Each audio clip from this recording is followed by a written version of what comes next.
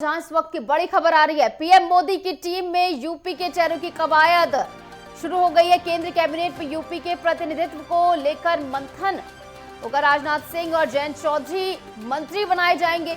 अपना दल अध्यक्ष अनुप्रिया पटेल का मंत्री बनना लगभग तय माना जा रहा है। यूपी के दलित शहरों को भी प्रतिनिधित्व दिया जाएगा। इस बार एसपी सिंह बघेल फिर से बन सकते हैं मंत्री, ये खबर सामने आ रही। जाटा समाज से भी 1 या 2 मंत्री बनाए जाने की संभावना है। वहीं ब्राह्मण कांटे से रेस में जितन प्रसाद और दिनेश शर्मा है। डॉक्टर महेश शर्मा या लक्ष्मीकांत वाजपेयी भी रेस में शामिल है। यानी ब्राह्मण चेहरे ये वो है जिन्हें मंत्री बनाया जा सकता है। महेंद्र नाथ पांडे के चुनाव हारने के बाद ब्राह्मण कांटे पर मंथन लगातार जारी है। वेस्ट यूपी से राजकुमार चाहर, गुजर कोटे से सुरेंद्र नागर भी रेस में हैं। कुर्मी चेहरे के रूप में पंकज चौधरी रेस में आगे हैं। नए चेहरे में आरपीएन सिंह की एंट्री होने की संभावना भी लगातार बनी हुई है, जहां आरपीएन सिंह भी इस मंत्रिमंडल में शामिल हो सकते हैं। खबर सामने आ रही है। बीएल शर्मा या साक्षी महाराज के नाम भी संभावित है। यूपी कोटा के 7 केंद्रीय मंत्री इस बार हारे हैं चुनाव, और मोदी सरकार 2 में यूपी कोटे से 13 केंद्रीय मंत्री शामिल थे।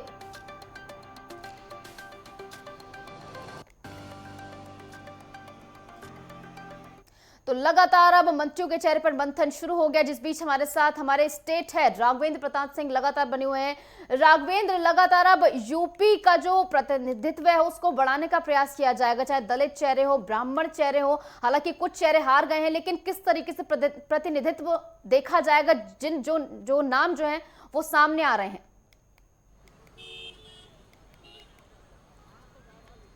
बिल्कुल निश्चित, चूंकि उत्तर प्रदेश में लोकसभा का जब मतगणना हुआ और जिस तरह से भारतीय जनता पार्टी को हार मिली और जिस तरह से समाजवादी पार्टी और कांग्रेस का, खास करके अखिलेश यादव ने पीडीए का नारा दिया था, उस पीडीए के सर्वाधिक कैंडिडेट जीते और 37 सीटें जीतने के बाद जिस तरह से अखिलेश यादव की पार्टी सबसे बड़ी पार्टी उत्तर प्रदेश में बनी, ऐसे में ये गहन चिंतन का विषय है कि भारतीय जनता पार्टी भी इसी फार्मूले पे को अपनाए और इस पर काम करे।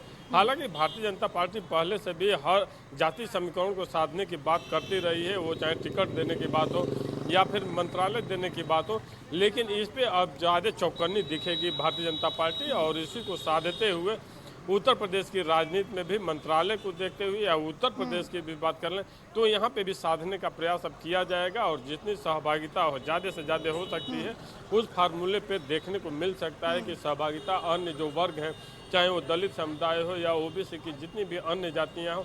हालांकि साधने के प्रयास में ही संजय निषाद को, ओपी राजभर को, दारा सिंह चौहान को या जाट लैंड में चौधरी अजीत सिंह के बेटे जयंत चौधरी को साधने में ही ये सब कवायद शुरू की गई थी बीजेपी को, लेकिन वो उतने कारगर सिद्ध नहीं हुए जितने होने चाहिए थे। इसको देखते हुए ऐसा लगता है कि इस बार अब एक नया जातीय संतुलन साधने का प्रयास भारतीय जनता पार्टी द्वारा किया जा सकता है। और आज अभी अगर हम बात कर लें तो इस समय हम 5 KD सीएम आवास पे ही हैं और लगातार ये गाड़ियों का काफिला जा रहा है। मुख्यमंत्री की इस समय बैठक भी चल रही है। हो सकता है इन बैठकों में भी कुछ ऐसी बातें निकल कर आएँ, क्योंकि इन बैठकों के बाद से अब सीएम योगी आदित्यनाथ समीक्षा बैठक करेंगे विभागवार, तो मुख्य फोकस इसी पे हो सकता है भारतीय जनता पार्टी का, जिसमें वो ये दिखाने का प्रयास करें कि जो पीडीए फार्मूला है, जितने भी दलित हैं, अल्पसंख्यक हैं या फिर ओबीसी की जातियां हैं, उनकी सब सहभागिता हमारे पास है। हम आरक्षण को नहीं खत्म होने देंगे, हम संविधान नहीं बदलने वाले, क्योंकि जो आरक्षण खत्म होने, संविधान बदलने वाली बातें समाजवादी पार्टी और कांग्रेस द्वारा उठाया गया, वो एक बहुत बड़ा कारण था भारतीय जनता पार्टी की हार का। क्योंकि दलित मतदाता, मुस्लिम मतदाता और ओबीसी जातियां एक मुश्त इंडिया गठबंधन को वोटिंग किए, जिसकी वजह से भारतीय जनता पार्टी को इतनी बड़ी हार का सामना करना पड़ गया था। इसी के साथ जो नाम फिलहाल सामने आ रहे हैं, अनुप्रिया पटेल, अपना दल से उनका मंत्री बनना लगभग तय माना जा रहा है। इसको लेकर क्या कुछ जानकारी? अनुप्रिया पटेल के बनने की संभावनाएं ज़्यादा है। हालांकि उनका जो अपना दल है, इस बार प्रतापगढ़ सीट उन्होंने लूज किया है और अनुप्रिया पटेल मिनिस्टर बन भी सकती हैं, क्योंकि पिछली बार भी 2 बार से वो सांसद बन रही हैं और भारतीय जनता पार्टी से नज़दीकियाँ हैं। हालांकि पटेल वोटों की बात कर लें तो उसमें भारतीय जनता पार्टी को इस बार बहुत ही नुकसान उठाना पड़ा है। हम चाहे कौशाम्बी सीट की बात कर लें, हम प्रतापगढ़ सीट की बात कर लें, हम मिर्जापुर सीट की बात कर लें, रॉबर्ट्सगंज की बात कर लें, या फिर कुछ अन्य जिले थे जैसे हम बाराबंकी की बात कर लें, श्रावस्ती की बात कर लें, सुल्तानपुर की बात कर लें, अंबेडकर नगर की बात कर लें या प्रयागराज की बात कर लें, चित्रकूट की कर लें, ये वो लोकसभा क्षेत्र थे जहाँ पर पटेल मतदाताओं की संख्या ज़्यादा थी। लेकिन भारतीय जनता पार्टी को इनमें भी लगभग 80 से 90 से 95% सीटों पे हार का सामना करना पड़ा है। तो ऐसे में हो सकता है कि पटेल जो मतदाता हैं, पटेल वर्ग को साधने का प्रयास एक भारतीय जनता पार्टी द्वारा किया जाए और अनुप्रिया पटेल को कैबिनेट में स्थान दिया जाए। और अगर नए चेहरों की बात की जाए, नए चेहरों की एंट्री भी हो सकती है। आरपीएन सिंह, जिनके नाम पर सबसे ज्यादा खबरें सामने आ रही कि आरपीएन सिंह को मंत्री बनाया जा सकता है। बिल्कुल निशु, अगर हम आरपीएन सिंह की बात करें तो उसको पूर्वांचल का साधने का प्रयास हो सकता है आरपीएन सिंह के माध्यम से, और ओबीसी का एक बड़ा चेहरा है आरपीएन सिंह के नाम पे। और इसके अलावा हम जितिन प्रसाद की बात कर लें, जो कांग्रेस से भारतीय जनता पार्टी में आए थे, इस समय वो पीलीभीत से चुनाव जीते हैं, तो ऐसे में संभावना उनके भी है कि कैबिनेट में जितिन प्रसाद जी को भी स्थान दिया जा सके। और अगर हार की बात की जाए, इस बार यूपी कोटा के 7 केंद्रीय मंत्री इस बार हारे हैं चुनाव, और मोदी सरकार 2 में 13 केंद्रीय मंत्री शामिल थे जो कि यूपी के थे। और इसके बाद अब यह आंकड़ा बढ़ेगा या घटेगा, क्योंकि 13 में 7 मंत्री तो हार गए हैं। बिल्कुल निशु, अगर केंद्रीय मंत्रियों के हारने की बात करें तो चाहे महेंद्र प्रताप सिंह की बात कर ली जाए या फिर स्मृति ईरानी की बात कर ली जाए, संजीव बलियान की बात कर ली जाए, तमाम ऐसे मिनिस्टर थे। और उसमें कौशल किशोर भी हैं जो लखनऊ की मोहनलालगंज वाली दूसरी सीट है, वहाँ से उनको भी हार का सामना करना पड़ा।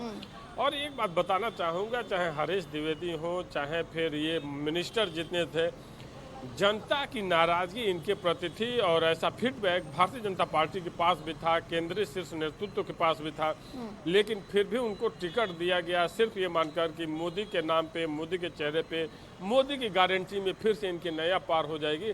लेकिन इस बार समाजवादी पार्टी और कांग्रेस द्वारा जिस तरह भारतीय जनता पार्टी को या एनडीए को घेरने का प्रयास किया गया, खास करके 1 लाख रुपया महिलाओं को देने की बातें जो थीं, और इसके अलावा जो एक इनका पीडीएफ फार्मूला था, और बार बार जो उन्होंने 3 बातों का जिक्र किया कि ये आरक्षण खत्म कर देगी भाजपा, 400 पार का जो इनका नारा है सिर्फ आरक्षण खत्म करने के लिए, संविधान बदलने के लिए है। और जिस तरह से अयोध्या में फैजाबाद सीट पे भाजपा प्रत्याशी लल्लू सिंह का बयान आया कि हम संविधान बदल देंगे, ये सब एक मुख्य कारण भी बने कि भारतीय जनता पार्टी को हार का सामना करना पड़ा। तो ऐसे में किस वर्ग को ये साधते हैं, चूँकि इतने मिनिस्टर, जब उत्तर प्रदेश चूँकि देश का सबसे बड़ा राज्य है, 80 लोकसभा की सीटें हैं, और यहाँ पे जब आपको इतनी बड़ी हार मिली है तो क्षेत्र के हिसाब से और जाति संतुलन को साधते हुए एक ऐसा कैबिनेट बनाना पड़ेगा आपको कि उसे पूर्वांचल भी सधे, अवध प्रांत भी सधे, बुंदेलखंड भी सधे और पश्चिमांचल एनसीआर भी सधे।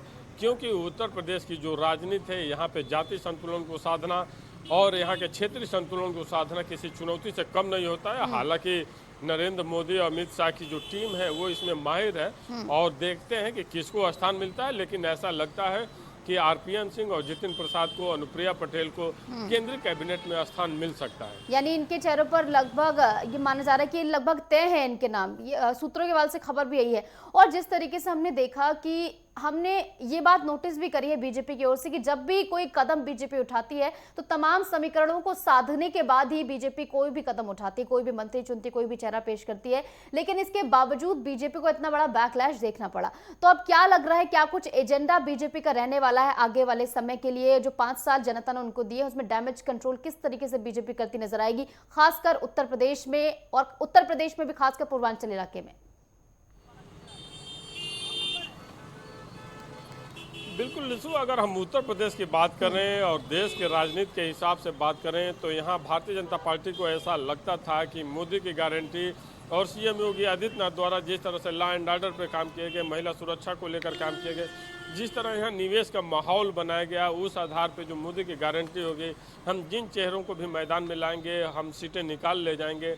राम लहर की बात भारतीय जनता पार्टी मानती थी कि राम मंदिर बना है 500 साल के लंबे इंतजार के बाद, उसको हमें फायदा मिल सकता है। लेकिन जो पीडीएफ फार्मूला था इंडिया गठबंधन का, कांग्रेस का, उन लोगों ने जो ओबीसी जातियां थी, जो हरिजन थे, एससी जातियां थीं, उनको साधने का, इसके साथ साथ जो माइनॉरिटी है, जो 100% वोट इंडिया गठबंधन को किया है, ये माना जा रहा है कि उनकी जो तैयारियां थीं, उनके जो स्ट्रेटजी प्लान थे, वो भारतीय जनता पार्टी की तैयारियों पे भारी पड़े और ख़ास करके जो सिटिंग सांसद थे उनके प्रति जो जनता की नाराज़गी थी, उससे भारतीय जनता पार्टी पार नहीं पा सकी और मोदी का चेहरा काम नहीं आ सका। और ऐसे में भारतीय जनता पार्टी के ज़्यादातर प्रत्याशियों को हार का सामना करना पड़ा, जिसमें 6 से 7 मिनिस्टर भी शामिल हैं। और जब बड़े चेहरे हारते हैं तो फिर छोटे चेहरों की कोई विसात नहीं हो जाती है, चाहे वो हरीश द्विवेदी हो, चाहे रामचंद्र कुशवाहा हो। फिर ऐसा माना जाता है कि एक ऐसी लहर चली जिसमें इंडिया गठबंधन की बातों को ही जनता ने स्वीकार किया। अब स्ट्रेटजी बनाने की जहां तक बात है, एक झटका भारतीय जनता पार्टी को ऐसा तो मिला ही है कि आगामी विधानसभा चुनाव को लेकर अभी से अलर्ट मूड में रहेगी और वो अब इसी फार्मूले की तरफ जा भी सकती है। हालांकि भारतीय जनता पार्टी का प्रयास भी बार बार यही होता है, हम सीएम योगी आदित्यनाथ या पीएम मोदी की रैलियों की भाषण सुन लें या रोड शो की बातें सुन लें, वो भी हमेशा दलित, पिछड़ों और अल्पसंख्यकों की ही बात करते हुए दिखाई देते हैं कि हम ओबीसी जातियों का नुकसान नहीं होने देंगे, आरक्षण खत्म नहीं होने देंगे, आपका हक मरने नहीं देंगे। लेकिन आरक्षण और संविधान एक ऐसी बात थी जो इंडिया गठबंधन के जीत का एक बहुत बड़ा कारक बने। और फिर मैं दोहराना चाहूँगा, जो 1 लाख रुपए की गारंटी खटाखट वाली बातें थी इंडिया गठबंधन की तरफ से, वो भी बहुत कारगर सिद्ध हुआ। क्योंकि जिस तरह से कल देखा गया उत्तर प्रदेश में और दिल्ली में महिलाओं की एक लंबी लाइन वो कांग्रेस की गारंटी लिए हुए खड़ी होकर पहुंची थी कि हमें 1 लाख रुपया चाहिए। तो ये दिखाता है कि वो 1 लाख रुपये की जो गारंटी थी महिलाओं को मिलने की, वो भी इंडिया गठबंधन को बहुत फायदा पहुंचाया। और जो उनका पीडीए फार्मूला था वो भी। और एक बात और कहना चाहूँगा कि महंगाई और बेरोजगारी भी एक बहुत बड़ा मुद्दा रहा है, उसका खामियाजा भी भारतीय जनता पार्टी को भुगतना पड़ा है इस बार। इसी के साथ पेपर लीक जैसे मामले भी बहुत ज्यादा गरमाए हैं, जिसकी वजह से बीजेपी को यहाँ पर बहुत बड़ा बैकलैश देखने को मिला।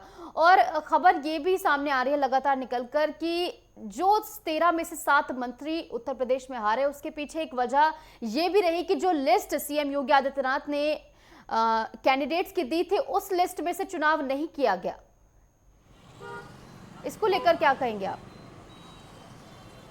हाँ बिल्कुल निशु, ये भी जानकारी मिल रही है कि एक जो लिस्ट थी उस सूची के अनुसार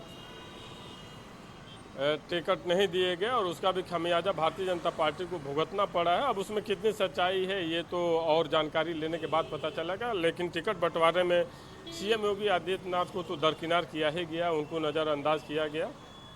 जी ठीक है, फिलहाल बहुत बड़ा लॉस बीजेपी को यहां से उत्तर प्रदेश में देखने को मिला। लेकिन अब लगातार मंत्रिमंडल की कवायद शुरू हो गई है, खासकर यूपी बेल्ट के चेहरों पर ज्यादातर नजर बनी हुई है।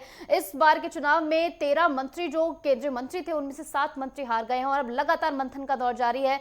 जितिन प्रसाद के नाम पर लगभग मोहर लग गई है। उसी के साथ अनुप्रिया पटेल को लेकर भी लगातार खबर सामने आ रही कि मंत्री बन सकती है। फिलहाल बहुत बहुत शुक्रिया राघवेंद्र हमारे साथ जुड़ने के लिए, तमाम जानकारी हमारे साथ साझा